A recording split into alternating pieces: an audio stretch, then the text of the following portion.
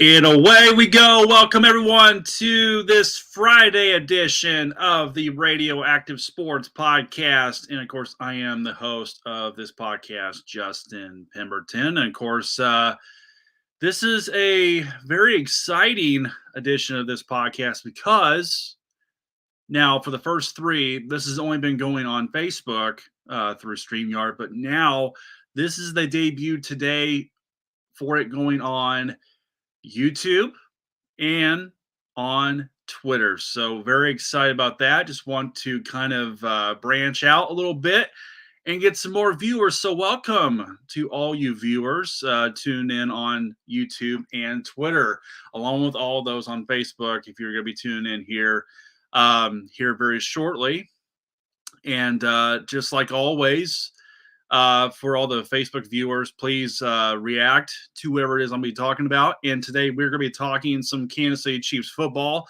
This is a football heavy podcast here today.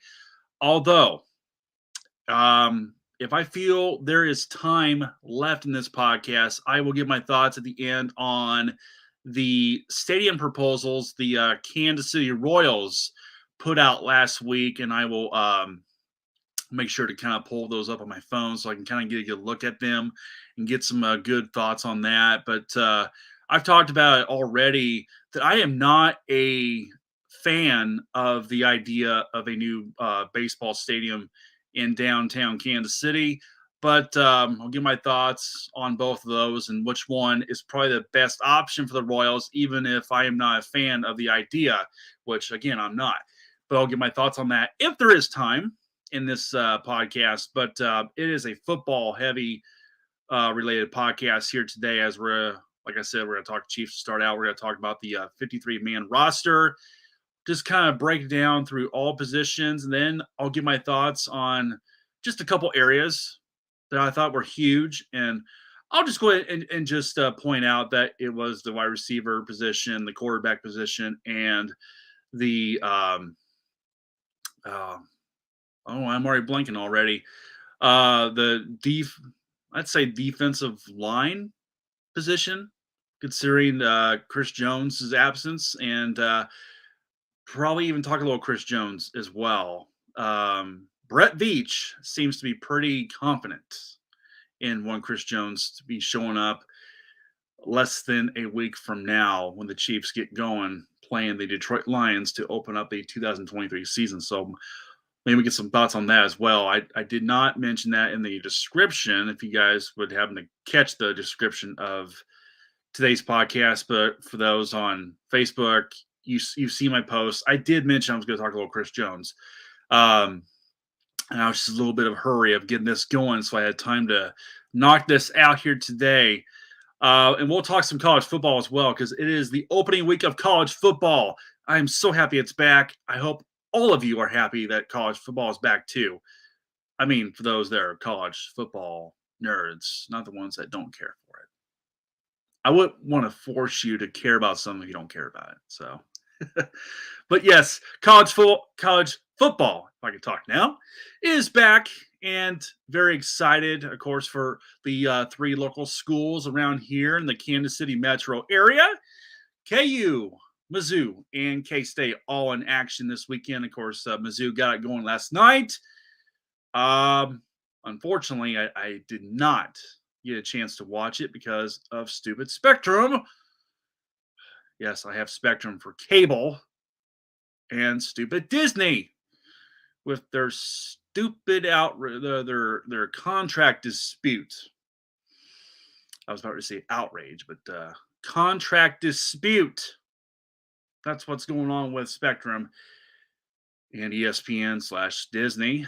I guess I'll give my thoughts on that here a little bit later as well. And for those that have Spectrum around these local parts, you probably know what I'm talking about, because you never got a chance last night to watch either Utah, Florida, which I really wanted to, with Utah being a future Big 12 member next year. Want to give just kind of an early look at the future Big 12 foe. The Utah Utes playing the Florida Gators last night on ESPN. And then, of course, I wanted to check on Mizzou. I wanted to see a little bit. I wasn't going to be fully because again I wanted to watch Utah and Florida. Um, I ended up watching Nebraska and Minnesota last night, which was that was a that was a doozy. I'll give my thoughts on that game as well coming up. Nebraska just continues to not understand how to close out ball games. They are the worst one score opponent, the worst team in America when it comes to being in a one score game in the last 3 years. It's just unbelievable how bad Nebraska's been. But lots to get to here on this podcast here today. Please do tune in on this. And of course, again, if you're happening to tune in now on either Facebook, Twitter, or YouTube. This is the debut for this being on YouTube and on Twitter. So very, very excited to hopefully kind of branch out here a little bit and get some more viewers than it just being on Facebook. And this is through StreamYard. So this is a really cool platform. Very happy to be doing this here today. But I am more happy that you're tuning into this than rather just me actually doing this. But happy Friday to all of you, and hope you guys are having an awesome day. But let's get started talking some Chiefs football here.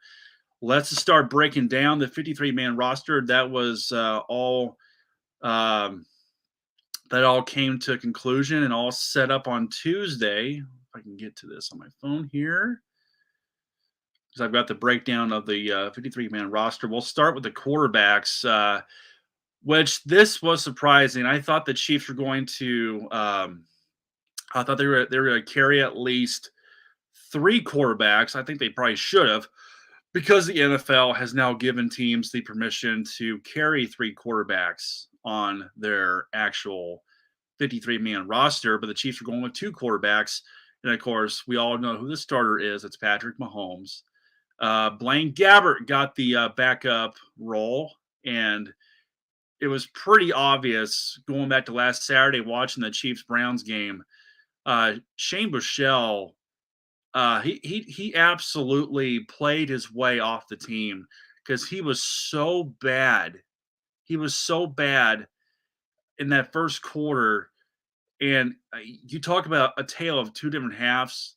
That game, that was crazy. Chiefs get down 22-7 at the end of the first quarter. 22-7. And I thought the first preseason game against the Saints, I thought that was bad, getting down 17-0. But man, 22-7 against the Browns, and Shane Buechele had 2 first quarter interceptions. I will say that one of them was not his fault entirely, but still, at the end of the day, it goes on your record. It goes on your stat line.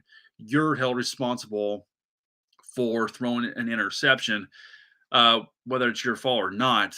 And I think it was the second one that went off Matt Bushman's hands, were off his it was off on his side, on his shoulder or something. It wasn't a very good throw by Buechele. It was a little bit behind Bushman, but still, nevertheless, you had as you know, from Bushman's standpoint, you got to be ready to catch that ball. You need to be looking. You need to be aware. But Buechele, you need to have a more accurate throw at all times and not be so inaccurate. So Buechele really played his way off of the team. Very stunning, very surprised, because for most of the preseason, Buechele was, I mean, he was phenomenal. And of course, he was 10 for 10 against the Arizona Cardinals. I will just reinstate what I said last week. It was because the Cardinals suck. And we all know the Browns they are a far better opponent than the Cardinals. So Buechele was not going to be perfect, going into that next game. And he was not by any stretch, and he played his way off the team. So again, the Chiefs are carrying 2 quarterbacks. Mahomes and Blaine Gabbert. We'll go to the running backs. Okay, that's the other position I wanted to get my thoughts on. Wasn't defensive line. Well, yes, defensive line is another area I want to talk about too because of Chris Jones, and then the trade for Farrell from the Oakland, not Oakland, but Las Vegas Raiders. See, I will always thank the Raiders in Oakland, but I've been pretty good about saying Las Vegas Raiders. But yes, the Chiefs made a trade this week for a defensive tackle, um, Farrell from the Raiders. We'll get my thoughts on that probably when I get my thoughts on Chris Jones. Honestly, I don't really know what's going to go on as far as who's going to take his spot because he's not on the roster at the moment because he's yet to report to the team. But of course, more on that here in a little bit. Running backs, they're carrying three running backs instead of four. I think they should have carried four. And that not being one, Clyde Edwards Hilaire. I just don't understand why he's on this team. Because, look, I mean, I don't know if it's just me or if any of you, if you are the same way when you watch this guy either catch the ball or try to run the ball, the guy just doesn't have any burst at all, no speed. He takes 10 years to get going. And as far as I can tell, all the other backs on this roster have a much more quicker burst of getting out from their stance and getting that ball and getting going. And Clyde Edwards Hilaire, he just takes forever. And I don't see how Clyde Edwards Hilaire can just remain a productive back because he's never really been that productive. Um, if I would go back, a few years ago when the Chiefs drafted him, if I were the Chiefs, I would have taken someone else. And of course, my choice would have been the Colts running back Taylor from Wisconsin. Who of course he's been holding out for a contract as well, and then of course the trade and all that. Actually, no, he's been wanting to leave the Colts, and then they tried working out potential trades, and of course that didn't happen. So now he's still with the Colts, but that's who I wanted, not Clyde Edwards Hilaire. But that's water under the bridge, and he is still on this team. The other running backs, if I can get back to this, my phone likes to just shut off here. Here we go. Isaiah Pacheco, Clyde Edwards Hilaire, and Jarek McKinn. Those will be the running backs. Michael P. Ryan was cut, but he's been since brought back on to the practice squad, which that's nice. I mean, I wanted to see P. Ryan be the fourth back add on to this team, or if they were just going to do three, I would have preferred P. Ryan over Clyde Edwards Hilaire, but they probably should have gone with four just because you just don't know what's going to happen with certain injuries.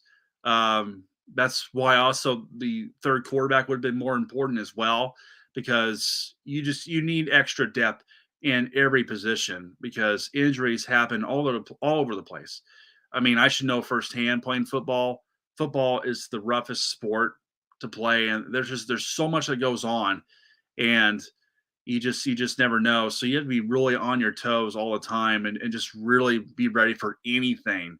And that's why they should have. Well, I mean, the Chiefs they're just they're doing what they think what's best, but the NFL needs to pull their head out and they need to expand the rosters instead of from 53. It should be like I don't know 65, 70. Can we at least go a 70-man roster at least? That way you get at least 17 extra players onto your team. That way you got enough depth in each position to where you can just be ready to go, and anyone can step up whenever there's an injury instead of being kind of left short-handed in certain areas.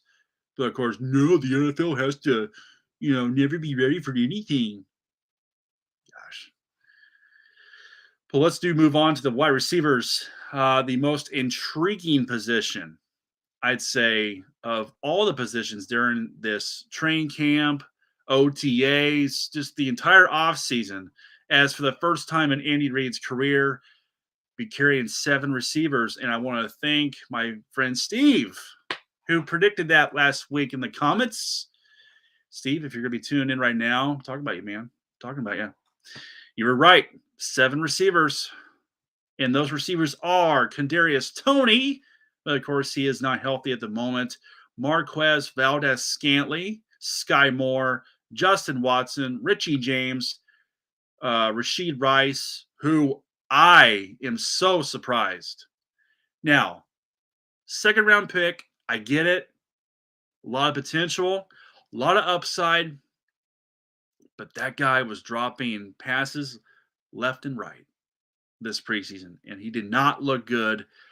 I personally thought, I'm blanking on that receiver that the Chiefs traded to Carolina, Smith. Oh gosh, I cannot pronounce his last name. It's a long last name, but he wore number 82. I thought he was really the one that was going to personally beat out Rashid Rice, but I get it. Second round pick, you want to give the guy more of a opportunity to kind of fix his bugaboo on catching the ball and continue to work with Mahomes. And that's the thing is I think the main reason why the Chiefs kept Rice was because Mahomes discovered him during the OTAs, or not OTAs, but the combine before the draft. And Mahomes, of course, wanted Brett Veach to draft him because he really liked him. And I think if they would have let him go, I think Mahomes probably would have had a few words to say to Brett Veach. So I don't think Mahomes wanted that to happen. So I think to honor his word, I think they decided to keep him for that reason. And I'm sure they like him, but man, they're more patient than I am because I'm sorry, in order to make a team like this, you cannot be dropping passes left and right. You can't be doing that. You've got to be productive. You've got to know this offense. And this offense is not the easiest offense to get involved in. And that's why Andy Reid doesn't really like going to the young players early on in the season. He'll trust more of the veterans like Valquez, like MVS. Um, that's why Sky Moore didn't get a whole lot of production last year until, of course, late in the season. And then, of course, in the Super Bowl, when he had one of the big catches in the game, which had one of the scores late in the game, which was very, very crucial, very critical. But early on, Sky Moore wasn't very much of a factor because he had a lot of learning to do of learning this offense. So don't be expecting a whole lot of Rashid Rice, early on in this season. And then, of course, the last receiver, and of course, this guy may fall in the same category. Justin Ross made the roster, and he's getting a lot of attention this offseason.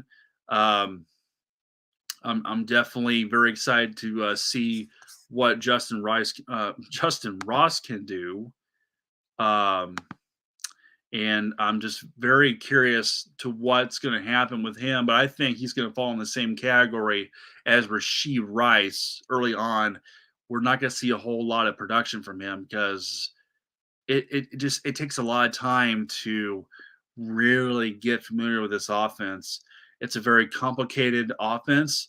There's a lot to learn. There's a lot of routes. There's a lot of everything to pick up on in this Andy Reid offense. And of course, as I hear a lot, the training camps are probably the hardest that Andy Reid has of any team in the NFL. So there's just a lot that goes into it. And again, it's very curious, very, very interesting to see the Chiefs having 7 receivers for the first time in Andy Reid's career, that he is going to carry more, that he's going to be carrying 7 receivers. So next up here, we're moving to the tight ends. Of course, we had an injury, Jordy Fordson out for the season. So instead of, it could have been 4 tight ends had Fordson not got hurt. And of course, Matt Bushman, I did mention earlier, he did get brought back onto the practice squad. So there's a fourth potential tight end if that was ever going to be needed. But right now they're going with three. Of course, we know who the star is of the group, Travis Kelsey. Kels. And then, of course, Blake Bell and Noah Gray round out the tight ends. Not much to say there because we know who's going to be the guy, Kelsey. And as long as he's healthy, he's going to have another 1,000-yard season, which would be it'll be the seventh straight 1,000-yard season, or will be the eighth? I'll need to look at that later. But Kelsey will be still chasing history and chasing records. Um, I don't know. I thought I'd have a joke there, but I wasn't gonna bring up the chasing Kelsey thing. That reality show he got involved in years ago. But never mind, people. Just trying to be a little jokey here on this Friday. But hey, if you're just now tuned in, of course, this is the Radio Active Sports Podcast. We're just getting going here a little bit early, talking some Chiefs football, talking about and just breaking down the 53-man roster. And of course, I am Justin Parrington. Welcome to those on Facebook. Of course, this is a familiar site because it's now the fourth time I've been doing this on Facebook through StreamYard. But today is the debut of this podcast on both Twitter and on YouTube. So welcome to all viewers that are just now tuned into that, or hopefully you'll check it out later and you'll enjoy this podcast. But let's move on now to the offensive line as they're going to carry 10 linemen. Donovan Smith, Joe Tooney, Creed Humphrey, Trey Smith, Jawan Taylor, Nick Allegretti, Prince Tiga, wanna go. Okay, that was a terrible effort on trying to pronounce that last name. Lucas Niang, Mike Kellyendo,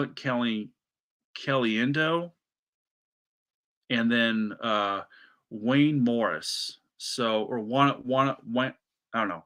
Okay, this is pretty bad trying to pronounce names. I'll admit, I am sometimes not very good at that, so bear with me when I'm not doing that correctly. But they're carrying 10 linemen. There's not much to say on that one, on that position, but they're going to be deep in that position, and I think they're going to be really good. I expect better production out of both tackles. It's not going to be the Orlando Brown show, and it's not going to be and yes, I know Orlando Brown was pretty good during the Super Bowl, as was the entire offensive line. Didn't allow a single sack in that game, which that's pretty good. I mean, that's really good. Put Orlando Brown. That was a bad experiment there, and I'm glad he's gone. I'm very excited to see what both Donovan Smith and Jawan Taylor can do at both right and left tackle for the Chiefs this year. Let's move on to the specialists or special teams. Let's go specialists. Harrison Butker, of course, will be the main kicker. Tommy Townsend, punter, and James Winchester will be the long snapper, the best long snapper in the NFL, if you ask me. Let's now move on to defense. Defensive tackle. This is a really curious position because of one Chris Jones, which I will get to here in a few moments after finishing breaking down this 53-man roster, which again was announced on Tuesday as all teams had to cut down their rosters to 53. It was by 3 o'clock on Tuesday. That was the deadline for all teams in the NFL that had to do that. But let's talk the defensive tackles real quick.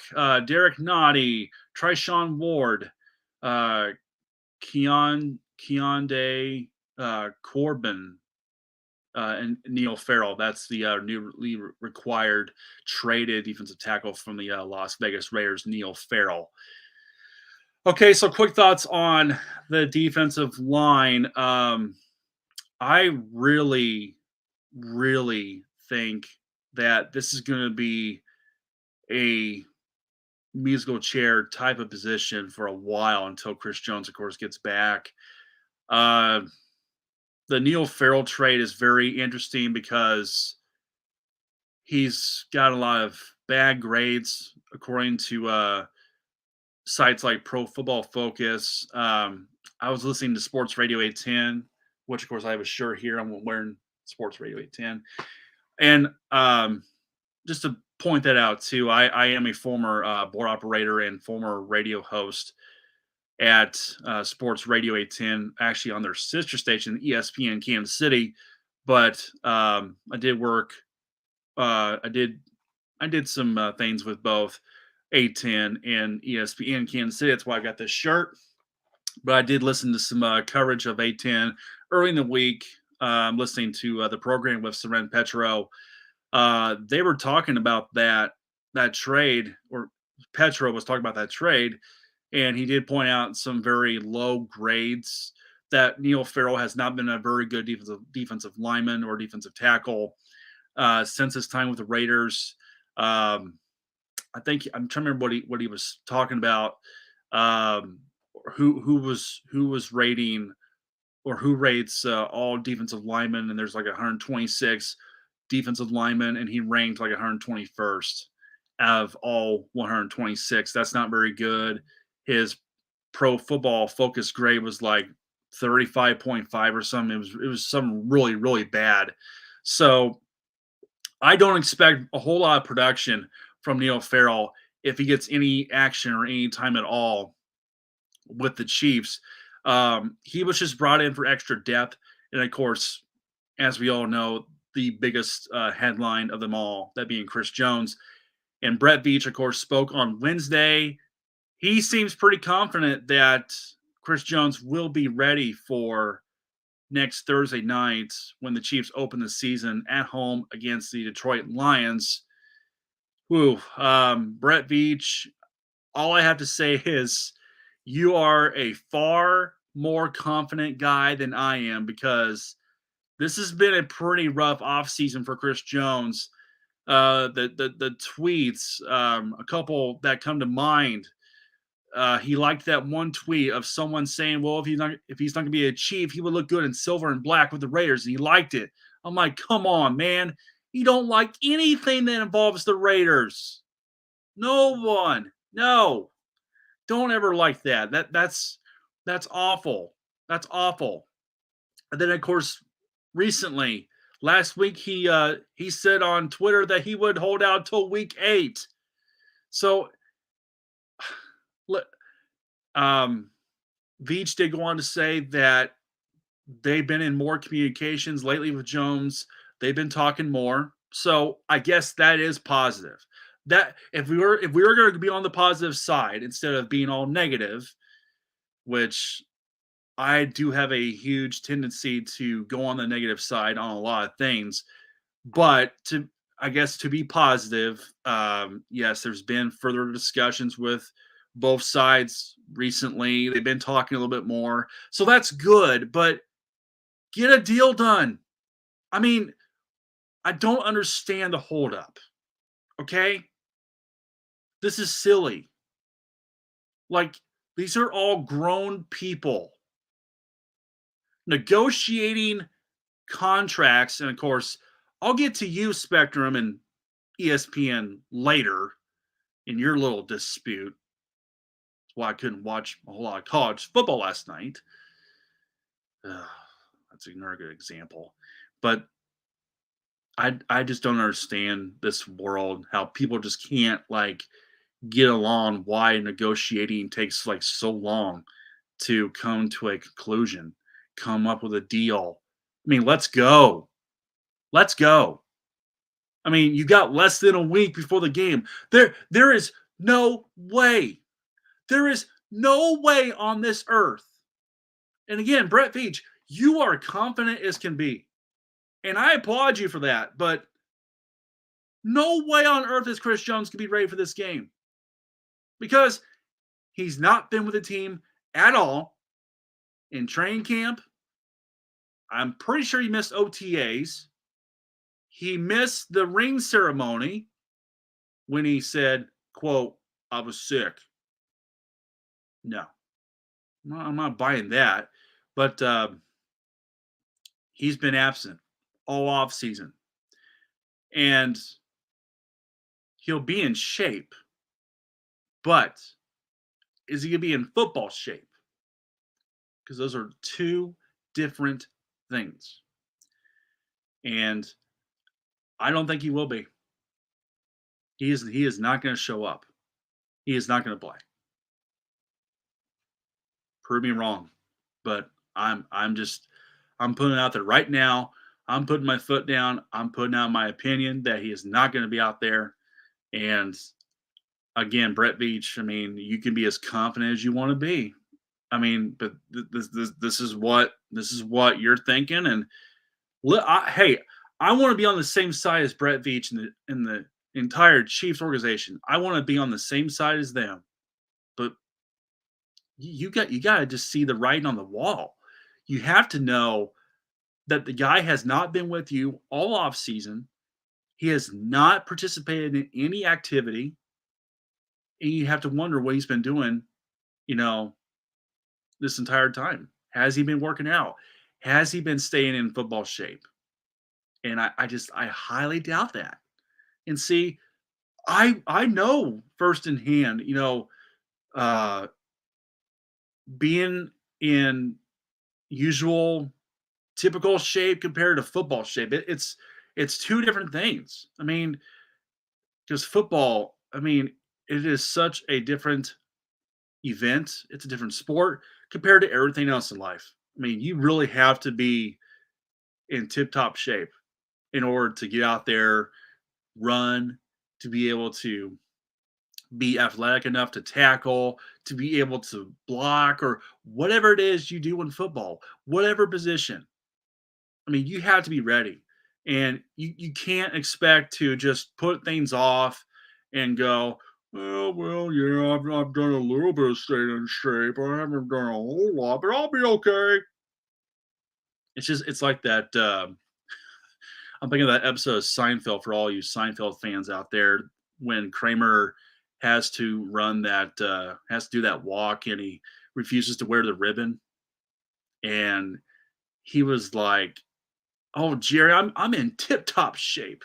And he runs up a bunch of stairs and he's all out of breath and everything. And Jerry's like, "Kramer, you're not gonna make it tomorrow. You're not gonna be able to do this. Oh, calm down, Jerry. I'll be able to do it." And then of course you see him at the end. He's just dragging himself to the finish line on the ground, on the pavement, all, all out of shape, all out of breath and everything, tired. See, again, you had to be ready to be in tip top shape playing football, and I just don't think Chris Jones is quite there yet. And um, I've had discussions about this with other people here lately, either with friends or family. There is no replacing Chris Jones. Um, I mean that's why they traded for Farrell from the Raiders was for extra depth for someone to try to step in and take his place. But there's just no way that can happen because Chris Jones is a once in a lifetime talent. I mean, the guy is just phenomenal at what he does. I know he has moments of not performing when it's mattered the most in the past, but he has really stepped up in the last year or so, and he is an All Pro, Pro Bowl type of defensive tackle, and there's no replacing him and his presence and his production. I mean, I don't care who you put out there, Neil Farrell, Derek Nottie, Trayshawn Warden. And then this Corbin rookie from Texas, this big, massive nose tackle. That's where he's going to be playing his nose tackle because this dude's huge.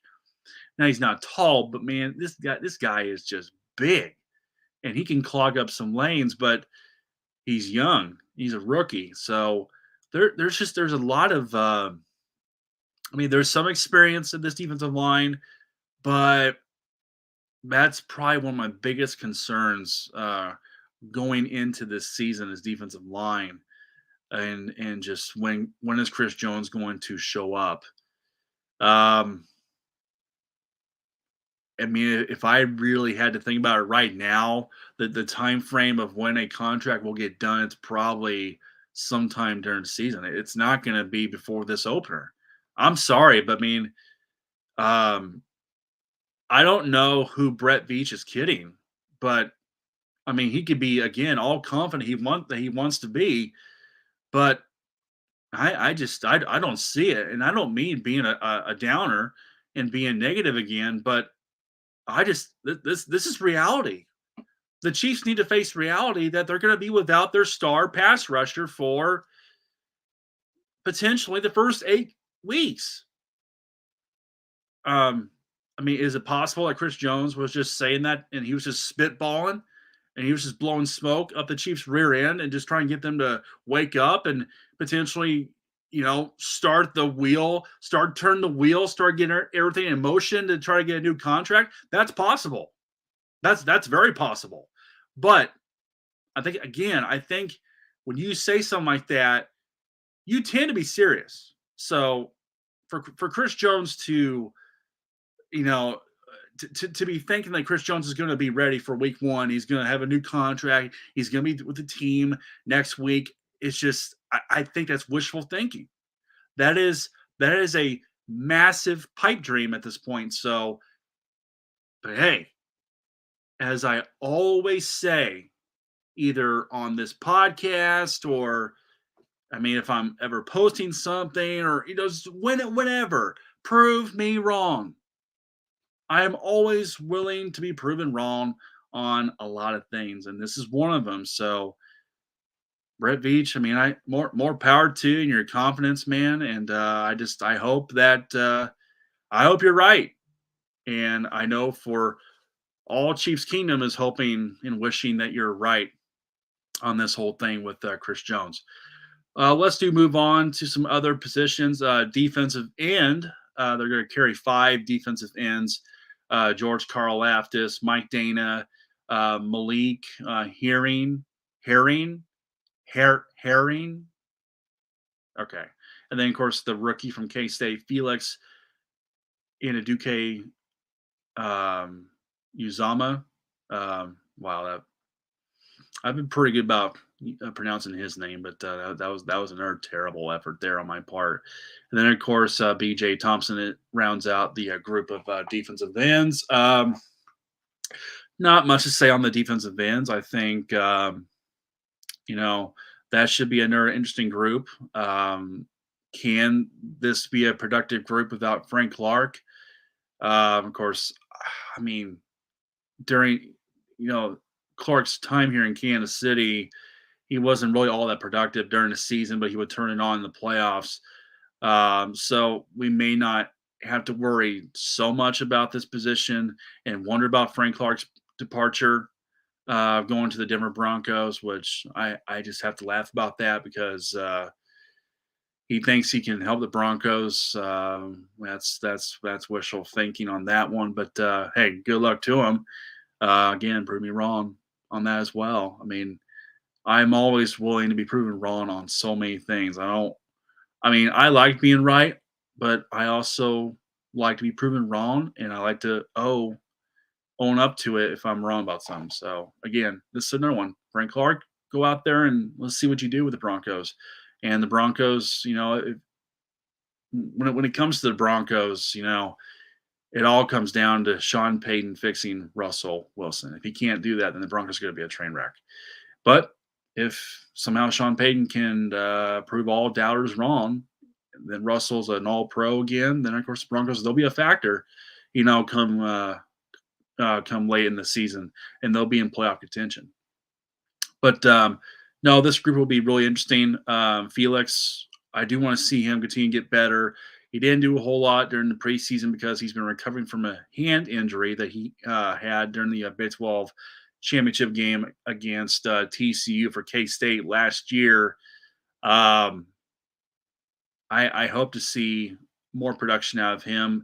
That's kind of the one guy that I'm going to keep my eye on this season. And of course, I want to see more production from now second-year player George Karlaftis. I want to see him get better compared to his rookie year last year.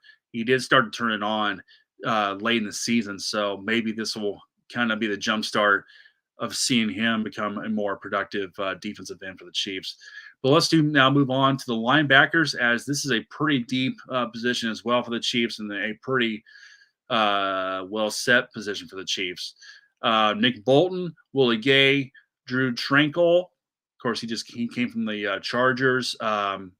He was very productive with the Chargers, and I expect the same thing here in Kansas City with the Chiefs for Drew Tranquil. Leo Chanel, Jack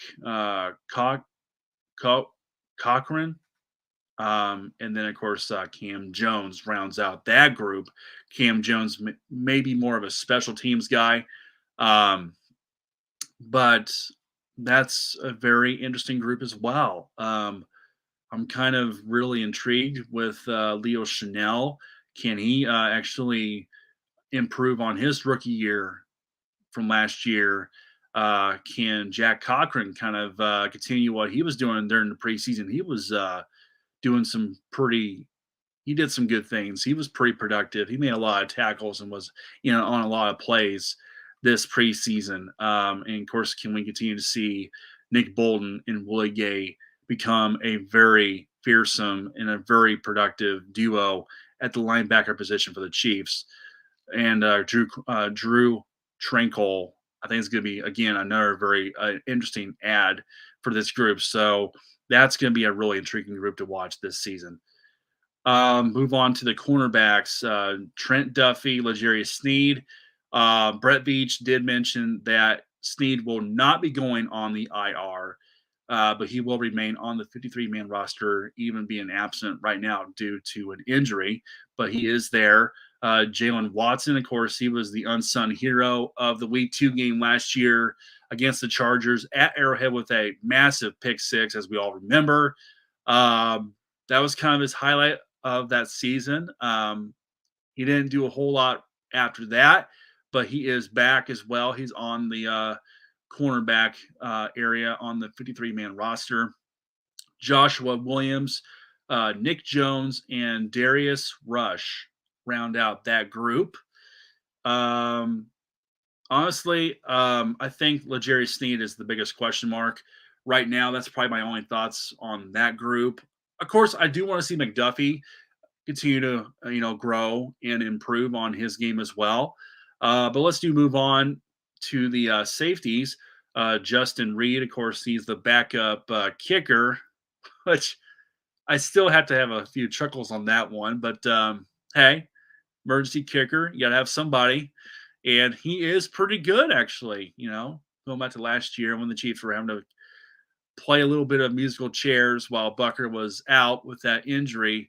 But no, Justin Reed's pretty good. But can we just pretty much watch him be at safety, please? I mean, that's the place he needs to be at. That's his position. So, but Justin Reed is there. Shamari Connor, he's a rookie. He made the safety position on this roster. Brian Cook, and then Mike Edwards, who was a free agent signing this offseason. Of course, he's replacing Juan Thornhill, who is now with the Cleveland Browns.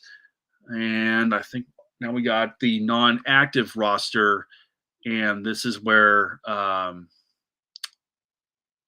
Chris Jones. Yeah, I see it. So in injury reserve, tight end Jody Fortson, as I talked about earlier, cornerback Najee. No, or not. Is it Najee Johnson? Did not report. Chris Jones, and then suspended Charles Minahu, who's out for 6 games. Which that just makes the DN position even more interesting as well, because you don't have Charles Minahu to fill in that role as well. But Chris Jones, again, is going to be the biggest eyeball topic until everything gets worked out. And that's pretty much the breakdown of the roster. I'm going to go to another photo here that I do have of some of the guys that were waived. Let's go through that right now. Of course, the biggest one of them all was Shane Buechele.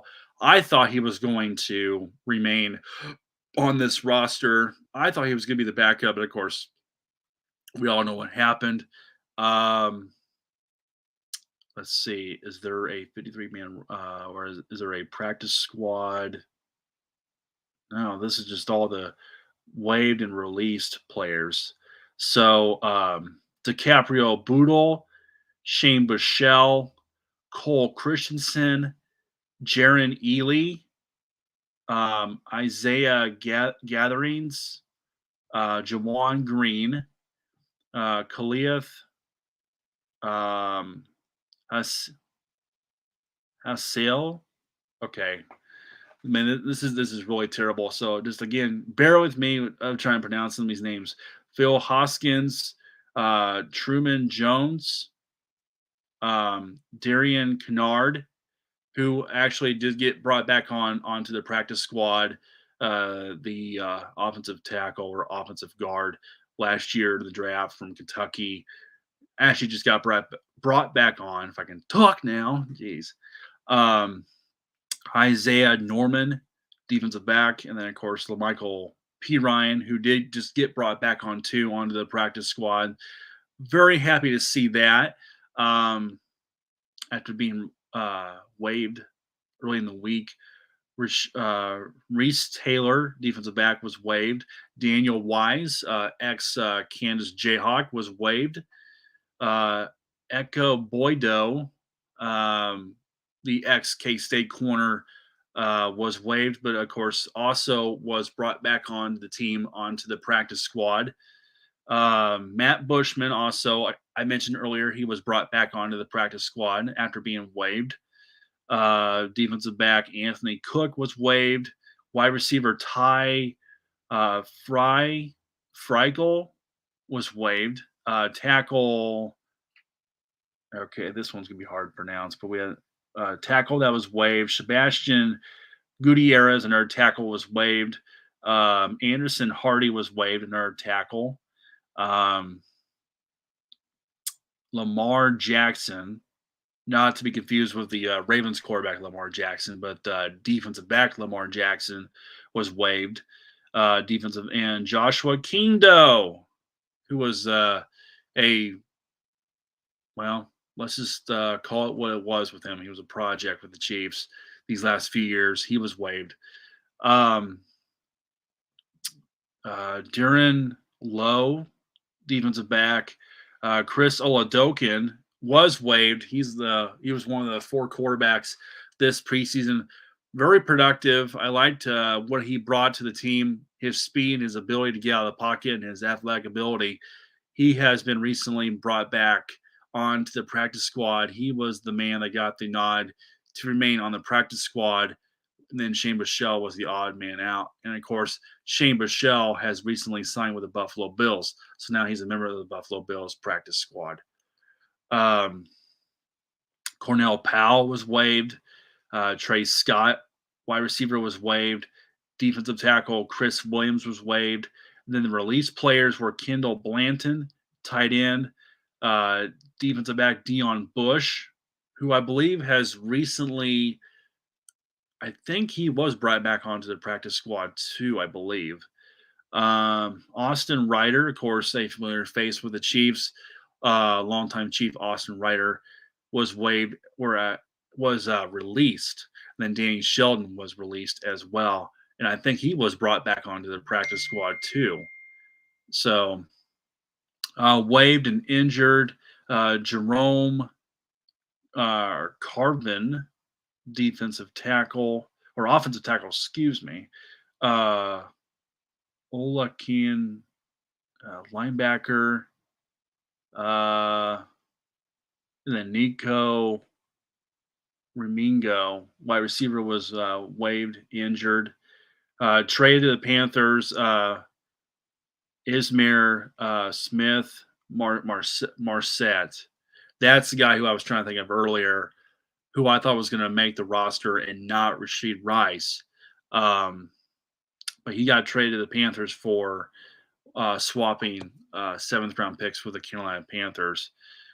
And then reserve did not report. Of course, that is one Chris Jones. So that's your full breakdown of the 53-man roster and all the guys that were waived and that did not make the team. So just that took a little bit, but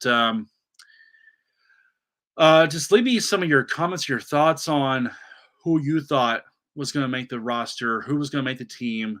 Um, who did you have as your big surprise snub from the roster? Was it Shane Buechele?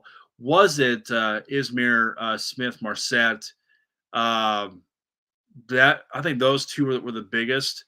Of course, I like seeing some of the local kids from K State, KU. So in this case, the K State cornerback Boydell or Boydo making it back onto the roster, onto the practice squad. That's nice to see. Oladokin, of course, I like seeing being on this practice squad.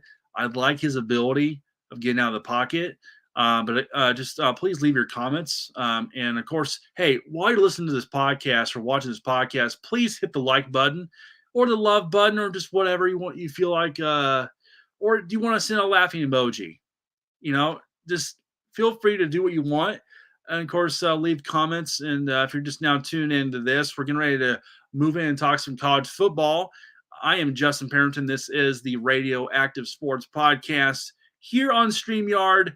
And we are streaming this on Facebook. And of course, today, the debut on Twitter and on YouTube. So let's move in. Let's talk some college football. We'll start last night with the Missouri Tigers as they took on South Dakota. And again, I did not get to see any of this game on the SEC network, all because of stupid Spectrum. I just had to take a sip there just for a minute. But I was talking about the contract dispute with the cable company Spectrum and ESPN. Spectrum took off all ESPN programming last night, so there was no way of being able to catch that Utah-Florida game, and then of course catch the Mizzou game on the SEC network. But if I can talk now, man, getting these moments where I just can't pronounce words or whatever. But the Tigers did win 35-10, and I, again, without seeing any of this game, there's not much I can really say about this game. But I'll go through some of the stats here.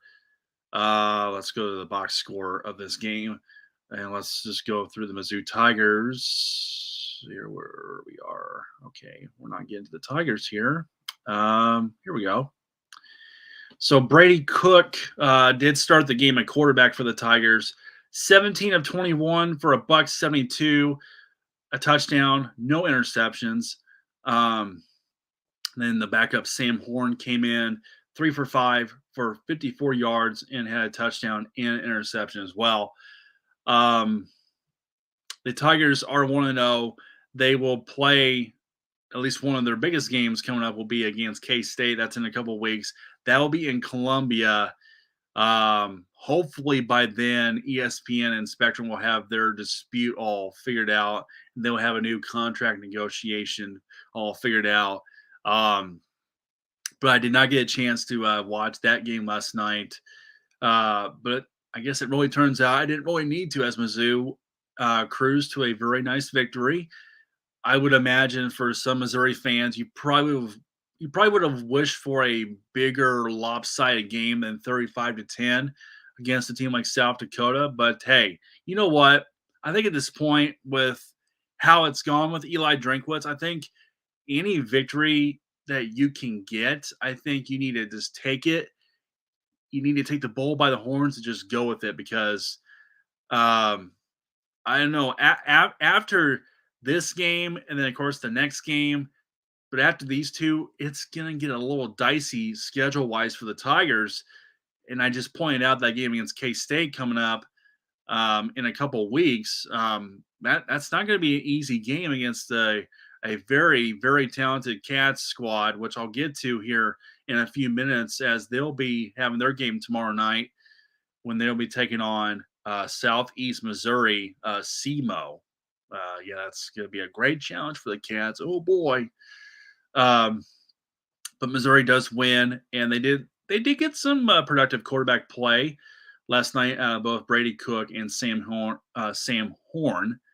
Um, Cook is, of course, one of the captains for the Tigers this year. Again, 17 for 21 for 172 yards, a touchdown, no interceptions, had a QB rating of 72.0. The running backs, Cody Schafter, how do you want to pronounce his name? 18 carries for 138 yards and a touchdown. Longest run was for 42 yards. Nathaniel Pett, 14 carries for 52 yards, had a touchdown. Brady Cook ran one himself as well. So he had a couple of touchdowns on the night, both passing and running. Cook, 3 carries for just 17 yards and had a touchdown. And then just a couple others that had very little to do in the rushing game. But let's go to some of the team stats just real quick.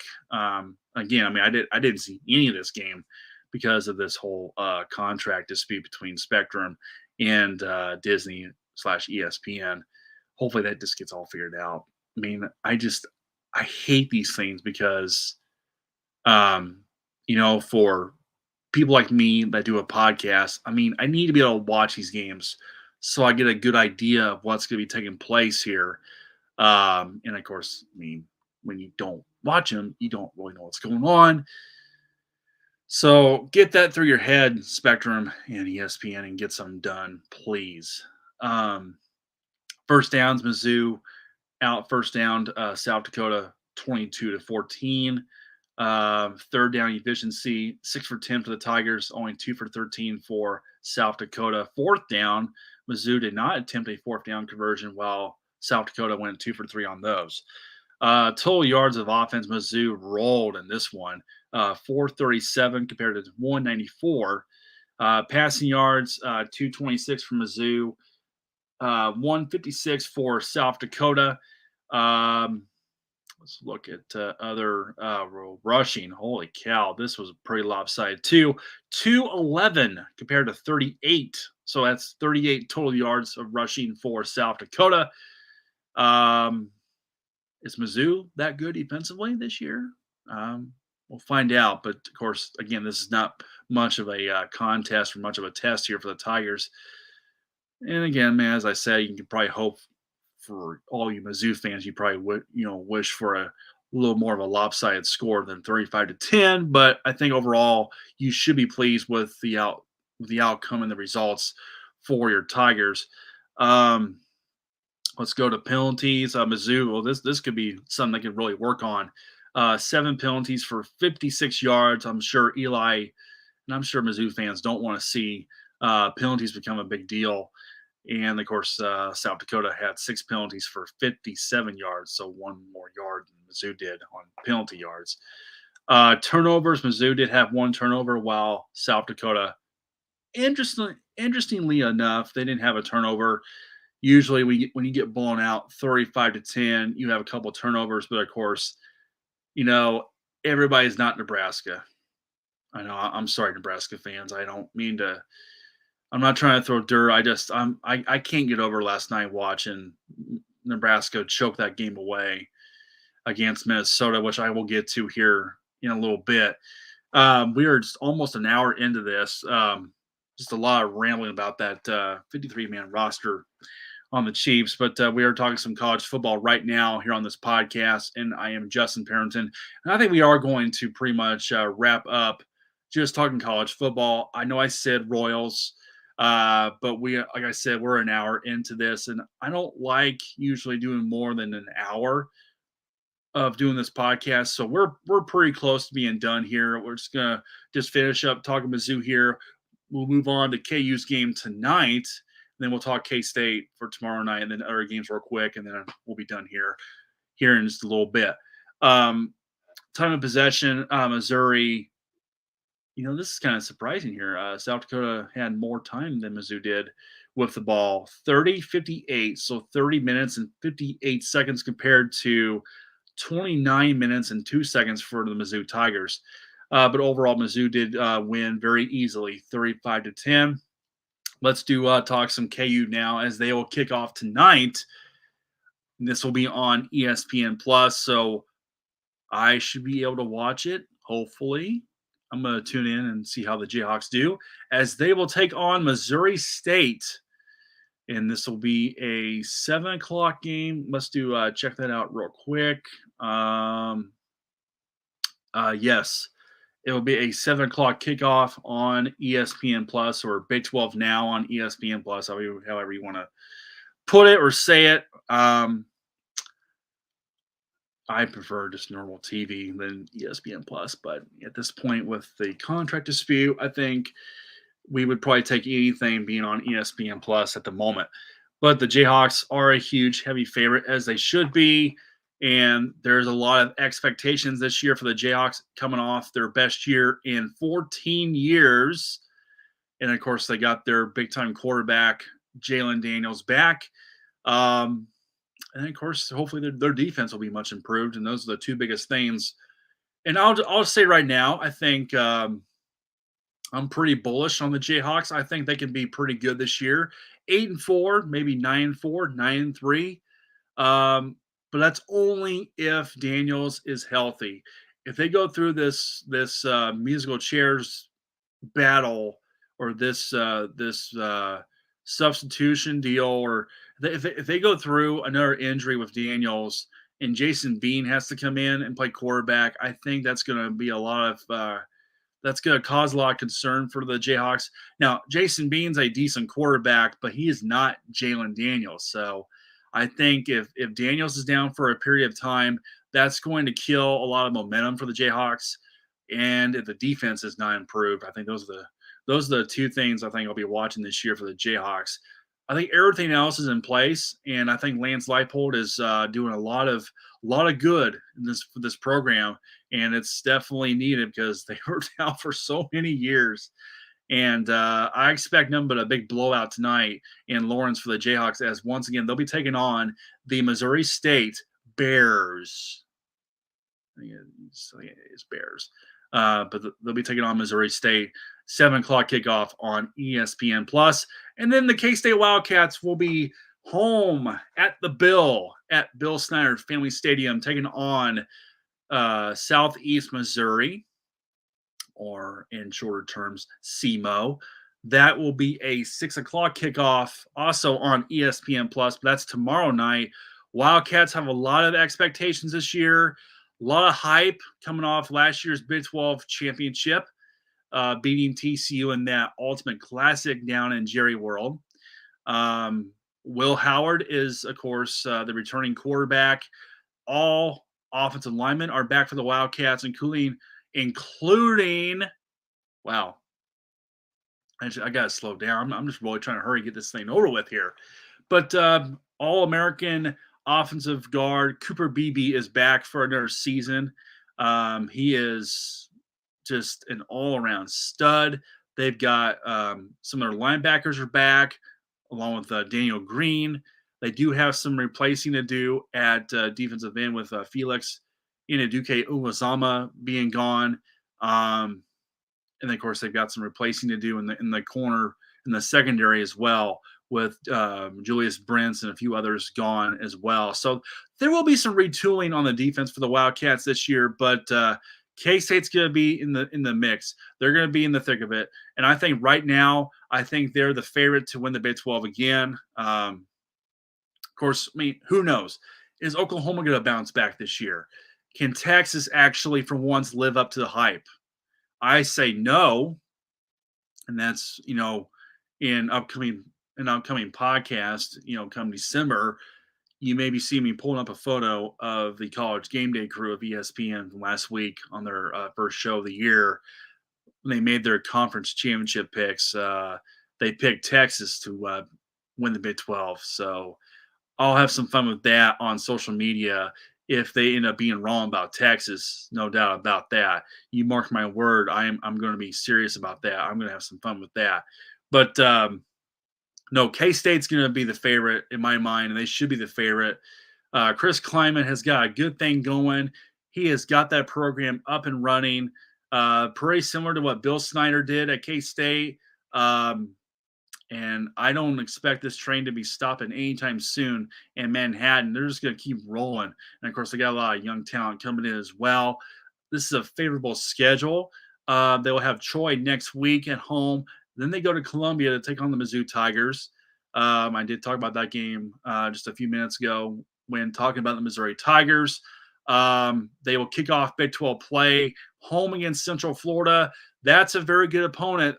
I actually did catch their game last night a little bit against Kent State. The Golden Flashes really had no shot at all as they just got walloped by the Golden Knights. I am trying to remember the final score of that game. I think it was 40. I got it right here, actually. Central Florida went on to win 56-6. So that was pretty much a no contest there.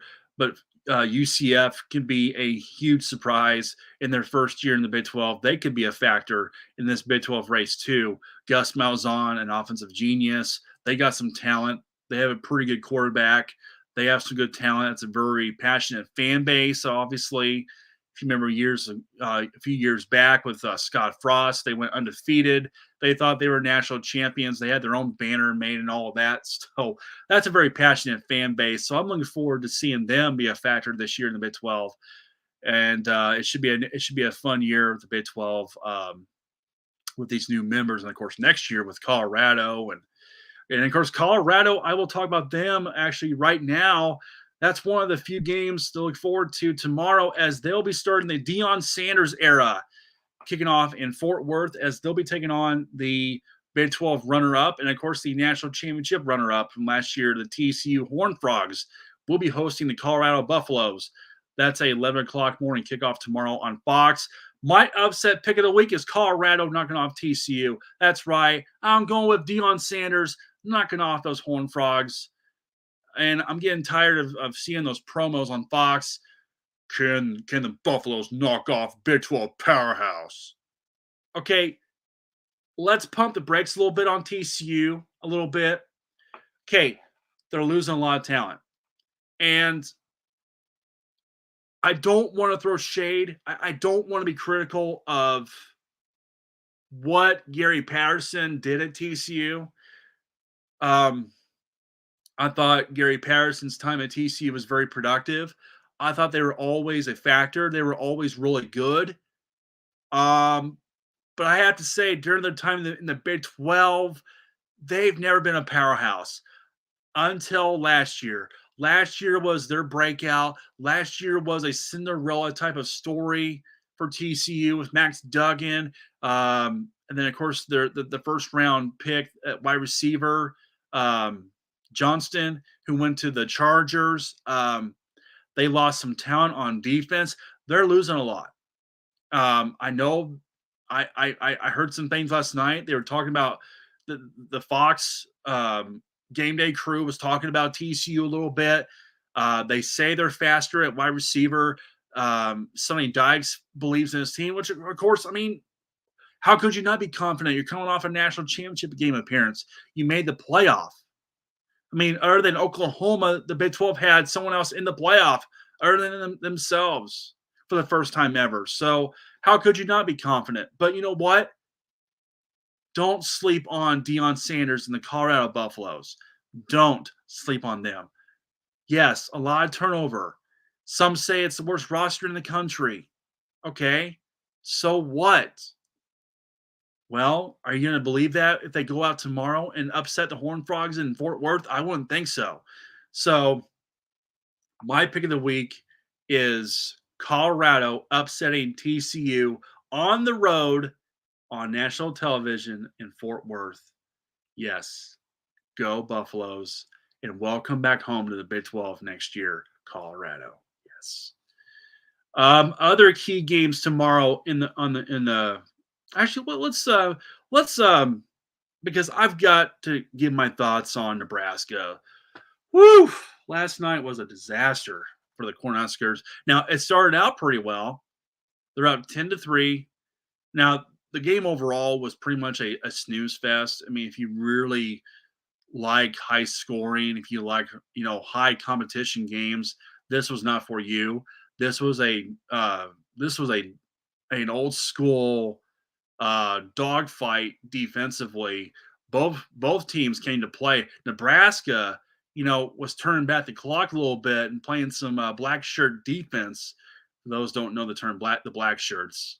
It's a pretty famous nickname for the Nebraska defense from back in the 90s and the 80s and the 70s. It's a pretty famous nickname around Nebraska, Cornhusker Nation.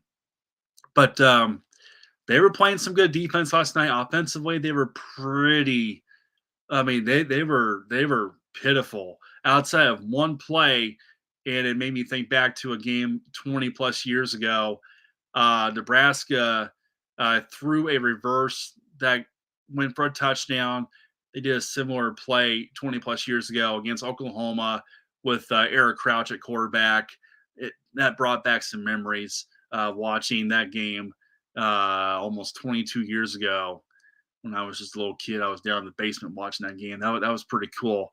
But Nebraska last night was pretty bad offensively. 4 turnovers, including a very critical interception late in the game, which gave Minnesota all the momentum.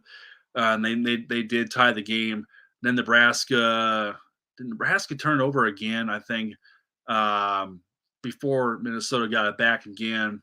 They drove down the field and got a game-winning field goal with 3 seconds left, and that was pretty much all she wrote as the Golden Gophers won 13-10, and that gave Nebraska its 14th loss. Just looking at my phone there, so I'm a little bit distracted there. But no, Nebraska dropped their 14th one-score loss in the last 3 years. That leads all of college football, which that's embarrassing. I mean, I understand Nebraska has not been, quote, Nebraska, in the last 20 plus years, but you're Nebraska. I mean, come on. You've got history, you've got tradition. I know it's all under one coach, basically Tom Osborne, but come on. Come on. This is embarrassing. And I know it's just one game. It's just one game. But Matt Rule, being the coach that he is, coming from Baylor, how he built Baylor back up. He built Temple back up. And I know it didn't work out with him in the NFL with the Panthers, but still, come on. This kind of stuff cannot be happening. And I'm sure they'll get better. I'm sure they'll get better.